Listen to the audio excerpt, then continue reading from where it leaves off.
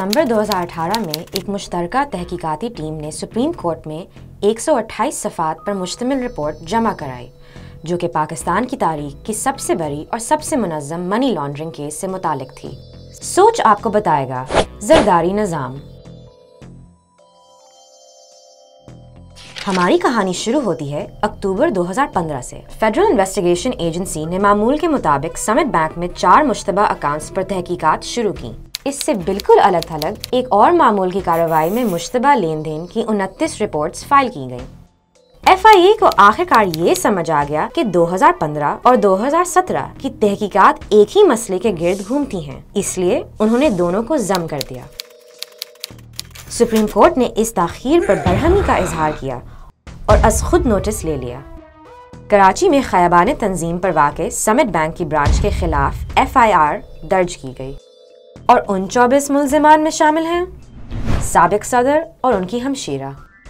अदालत ने 6 अफराद पर मुश्तमिल एक मुश्तरका तहकीकाती टीम बनाई, जिसने 11,500 बैंक अकाउंट्स और 24,500 कैश ट्रांजैक्शंस की जांच की।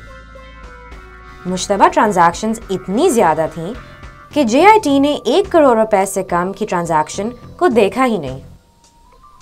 JIT की हतमी रिपोर्ट ने आसिफ अली जरदारी, ओमनी ग्रुप और बहरिया टाउन को बदअनवानी के गठजोड़ में मुलव्वस किरदार दिया।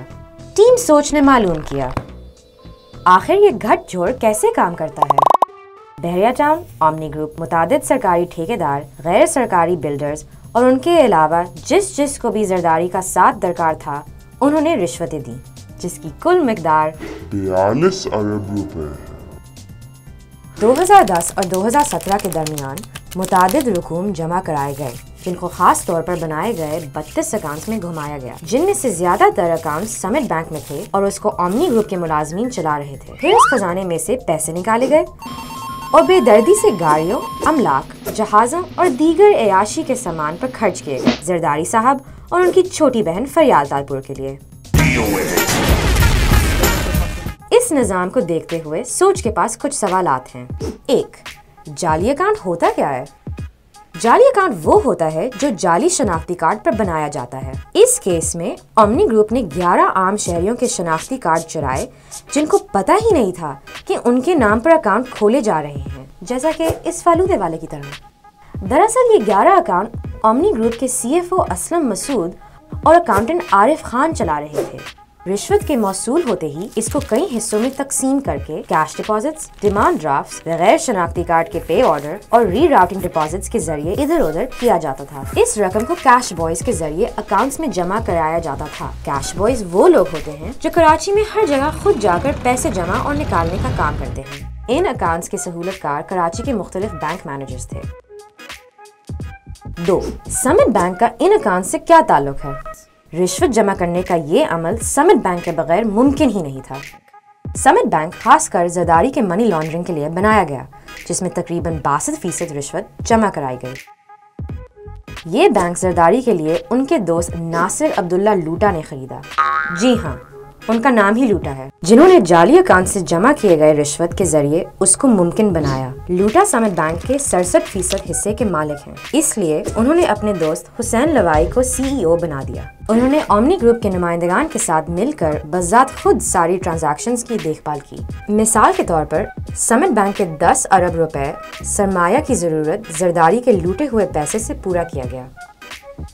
ये रिश्वत आखिर आ कहां से रही थी, या शायद हमें ये पूछना चाहिए कि ये रिश्वत कहां से नहीं आ रही थी। JIT ने अपने रिपोर्ट में इन पैसों के कम से कम 8 जराए जाहिर किए हैं। सोच ने इस फहरिस्त में कुछ गैर मामूली मुजरिमों पर नजर डाली। Omni group.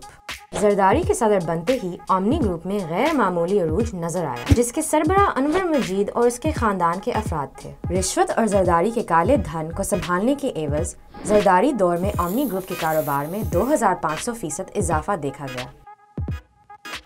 सन 2000 में ये एक कंपनी थी, जो कि 2008 तक 6 और सन 2015 तक 83 कंपनियों तक पहुंच गई थी। कंपनियों का ये जाल जरदारी के लिए एक जाहिरी कंपनी की हैसियत से काम करता रहा और जरदारी के साथ साजबाज के एवज अनवर मजीद का खानदान अमीर तरीन खानदान बनता गया।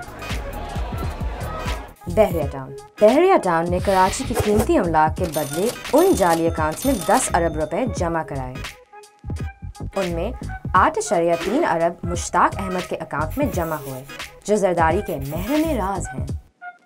जरदारी और मलिक रियाज दोनों ने मुश्ताक अहमद के साथ किसी भी ताल्लुक की तरदीद की, लेकिन बाद में जरदारी ने कहा कि मुश्ताक अहमद उनके फिजियोथेरेपिस्ट हैं। There are certain category of people that are not suitable for treatment. Zardari group और बहरिया टाउन ने 2010 में एक मुश्तरका वेंचर शुरू किया।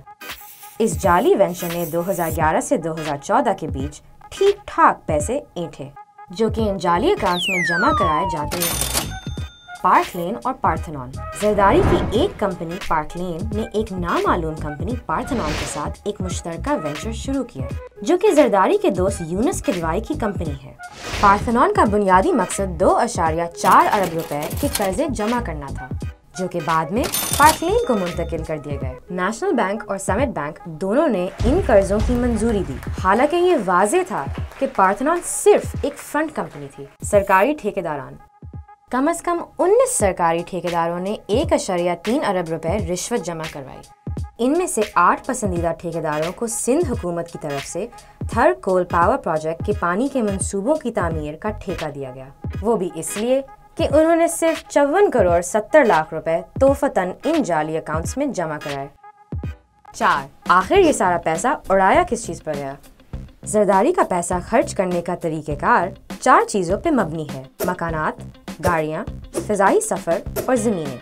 इनके मकान के अखराजात में शामिल हैं खैबान शमशेर परवाह के फरियाल तालपुर की रिहाइशगाह में लगने वाला सीमेंट, नवाबशाह में जरदारी के घर पर लगने वाला सीमेंट, बिलावल हाउस के यूटिलिटी बिल्स, बिलावल हाउस में दिल्ली रेस्टोरेंट की केटरिंग के बिल, बिलावल हाउस पर 28 ईद और सदके के बकरे और अनवर मजीद की बहू की बुटीक, मनाहिल और महरीन की तामीर, 2 अनडिक्लेयर्ड मित्सुबिशी SUVs की खरीदारी और 2 BMWs और 1 लेक्सस की दरामदी ड्यूटी की अदायगी।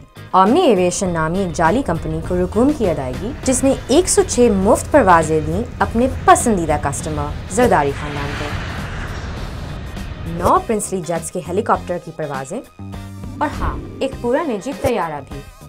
जमीनों में अंदरूनी मुल्क और बैरूनी मुल्क इमलाक शामिल हैं, जैसे कि मैनहट्टन न्यूयॉर्क के अपर ईस्ट साइड पर ये रिहाइश कॉन्डो, 23 मरीना दुबई में एक पेंट हाउस और पूरे सिंध में 50 कीमती इमलाक।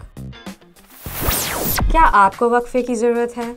वैसे ये कुछ ज़्यादा ही नहीं हजम करने के लिए।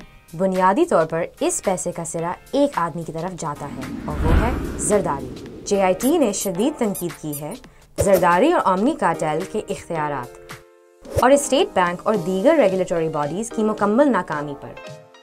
इसने 16 मुख्तलिफ नैब केसेस शुरू करने की तजवीज़ दी है। उसने ओमनी ग्रुप और जरदारी ग्रुप के जुमला असासजात भी मुंजमद करने की गुजारिश की है। अब तक 7 जनवरी 2019 को सुप्रीम कोर्ट ने JIT की मालूमात नैब को देने का हुक्म दिया।